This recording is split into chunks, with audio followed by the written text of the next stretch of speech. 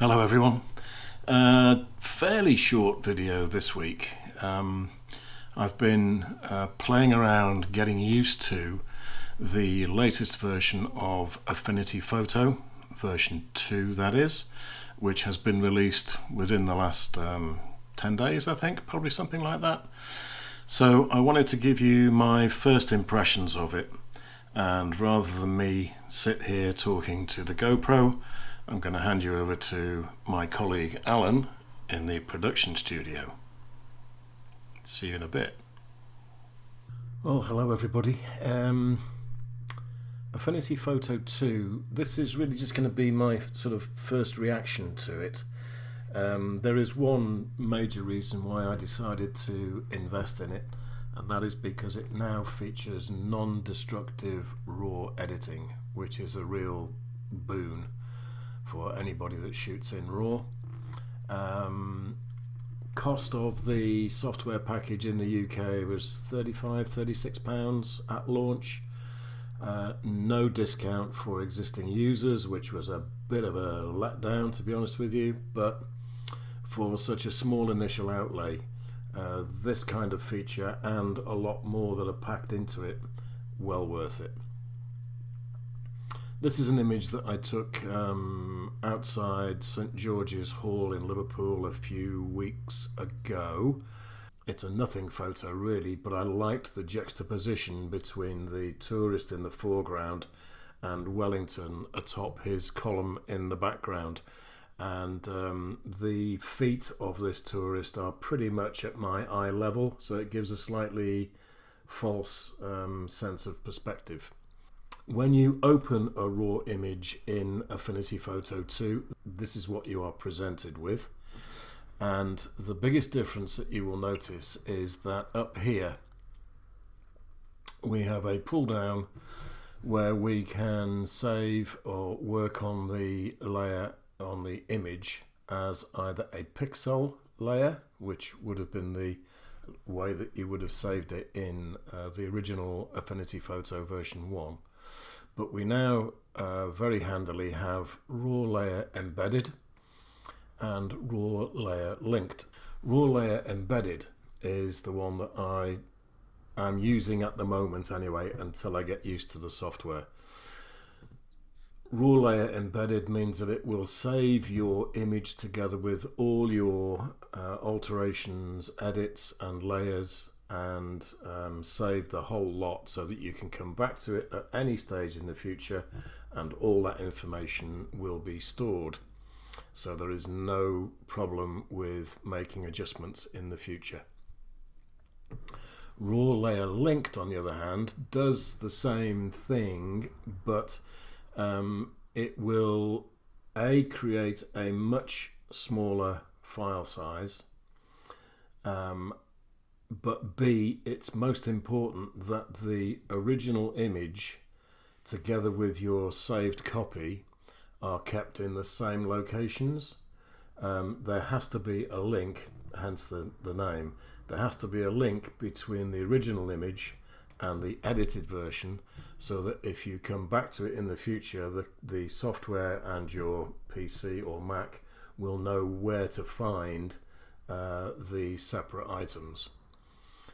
So if you, for example, work on it, save it as a raw layer linked, and then for some reason in the future move the original files to a different drive or a different folder, then that link will be broken. The big advantage, of course, is the fact that it compresses the whole thing. It makes a much smaller file size doing it that way rather than the embedded way. Everything else is pretty much the same. On this screen you've got your basic presets, your exposure, black point, brightness, contrast, clarity, saturation, everything like that, and it all seems to work pretty much the same way. I'm just going to give it a little bit of boost in exposure.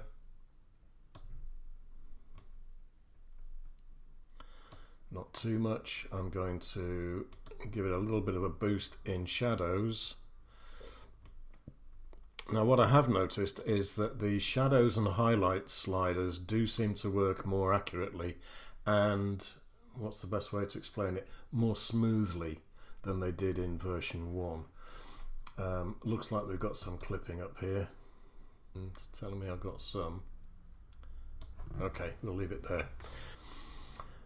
If we now go over to the photo persona, which is where we can access our layers and all sorts of other effects, I can show you that we can see that they've made quite a few changes here. On the right hand panel, under layers, you've got your, in this case, the Olympus RAW file. And if I add an adjustment layer to that, let's give it a levels layer. You can see that now the layers are given an icon as well as a typographical description, so that it's, in theory, easier for you to remember exactly what you've been doing when you come back to it in the future. I'm not totally sure that I want to do a great deal with regard to the levels. This is just to illustrate what we can do. I will also add a vibrance to it. So you can see we've got the like a crystal shape for vibrance, and the levels adjustment is pretty much like a histogram, miniature histogram. There we are. This is just messing around really to illustrate the kind of changes that you can see. On the left hand side of the workspace, you've got your traditional toolbar. They have freshened up all the icons. I've got mixed feelings about them really. They look a little bit cartoonish to me, but maybe that's me just being an old fuddy-duddy, I don't know. But that was my first impression. They're pretty straightforward to recognize still, so that's the main thing. Now, we've done those adjustments to it. I'll tell you what I'm going to do, just because it annoys me. I'm going to give it a crop and I'm going to straighten it up. I'm not going to worry about picking the levels tool, and I want to crop it anyway, so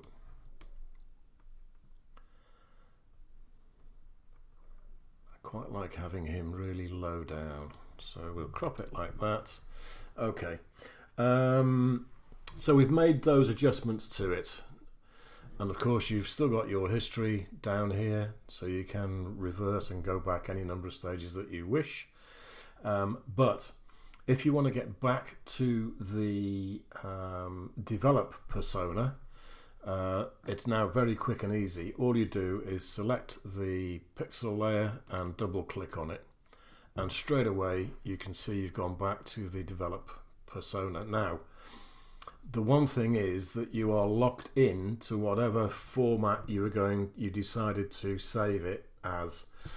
So I can no longer change this to a raw linked or a pixel layer.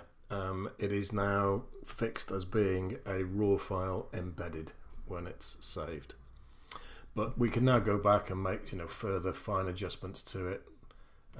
If we want to increase or decrease the contrast and the saturation, etc., we can do all that. And then when we click on develop, we are back to where we started from. So, non-destructive raw file editing. It's something which Photoshop has had for ages. It's now thankfully arrived in Affinity Photo 2. So, speaking personally, yes, I was annoyed that there wasn't a discount available to existing users. But you have to bear in mind this costs £35 here in the United Kingdom at launch anyway, which, correct me if I'm wrong, but I think that's about 3 months minimum cost of using Photoshop. Admittedly, with Photoshop you get cloud storage. That's never been anything that's interested me, I'll be perfectly honest with you. those of you that watch this, perhaps you'd let me know how much and how often you utilize cloud storage. I just have again, it's probably me being an old fart. I have a mistrust of storing stuff up there. I'd rather have it on a disk here so that I know what I'm doing with it. Let me know what you think anyway. There are several other improvements which I am still getting my head around, many of which are the masks which people are raving about. We've now got a Luminosity range mask which we can add. We have preview facilities for it so that we can selectively alter the luminance in certain areas depending on what we are wanting to do.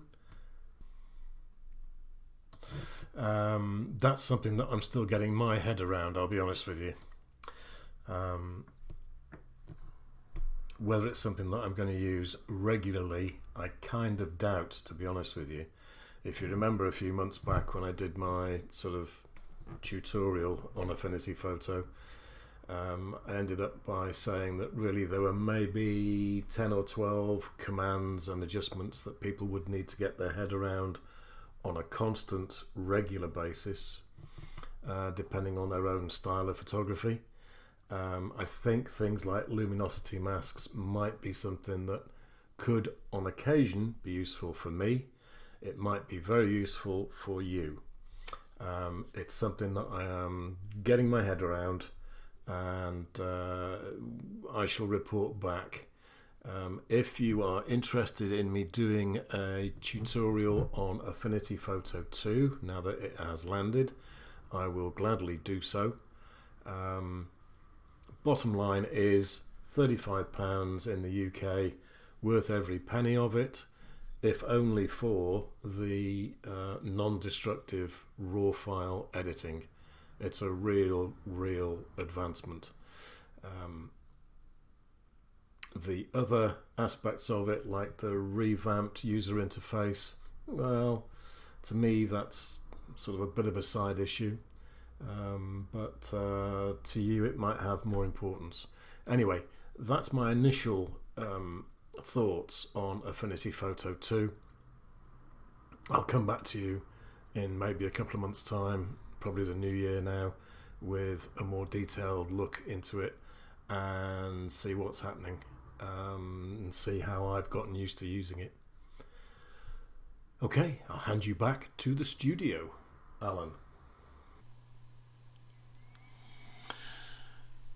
Well, thank you, Alan. I hope that's given you a grounding and sort of my thoughts on the initial impression of Affinity Photo version 2. I like it. I'm still getting used to it. I'll come back to you with a more in-depth review of the product at some stage in the future, probably in the new year now.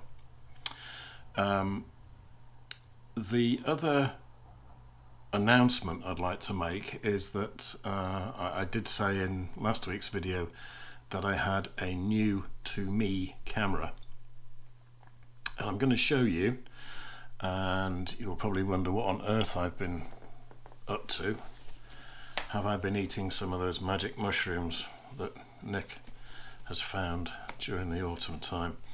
It is a Panasonic Lumix, and it is the GF1, so by no means a new camera. This one is with the white body. It's like a pearl white, really. I'm not quite sure what Panasonic call it. Okay, Alan, so why did you go for a Lumix GF1? And for those of you that are wondering, I got it body only, and for the time being I've put my little Pergear 25mm lens on here, which works perfectly. First things first, I'm very impressed with the build quality. This is the first, maybe even the last Panasonic camera that I purchase. Really impressed with the build quality, really solid. I don't quite know what I was expecting, but I wasn't expecting something as well made as this, I'll be perfectly honest with you. Just as good as the Olympus range of cameras that I've had. Really very good.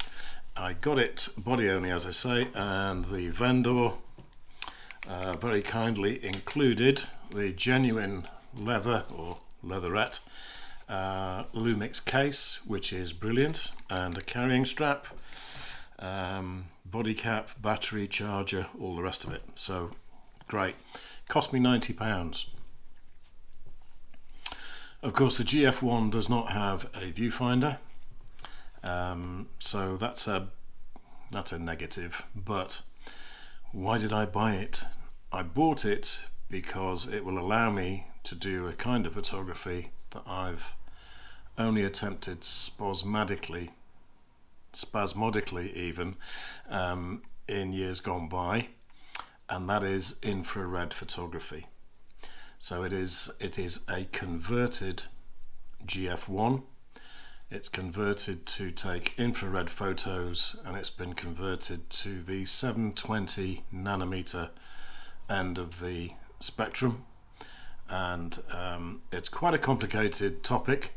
I'm not going to go into it in any great detail now, but I will do in a future video. So watch this space if you have an interest in infrared photography, whether that's with a converted camera like this or by using a Hoya R72 filter on your conventional unconverted cameras. I'll be talking about both aspects of it, but it's quite a big subject, so I didn't want to go into it in any great detail today, but that will come up in the next 2 or 3 videos at the most. So until then, from my assistant Alan over in the digital studio, ah dear, believe that, I believe anything. But from me, I will say, enjoy your photography, and I'll speak to you very soon. Bye bye for now.